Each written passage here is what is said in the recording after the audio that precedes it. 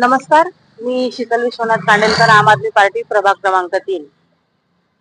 गेल्या कित्येक दिवसापासून आपण कचऱ्याचा विषय घेत आहोत आणि विमाननगर स्वच्छ आहे अशा न्यूज पेपरमध्ये येत आहेत. तर या न्यूज किती खोट्या आहेत, प्रत्यक्ष परिस्थिती काय आहे हे आपण इथे बघणार आहोत. सांबार हॉटेल ते rosary school and junior college या ठिकाणी, या रोडवर मी इथे उभे आहे आणि तुम्ही माझ्या पाठी बघू शकता किती घाण आहे इथे.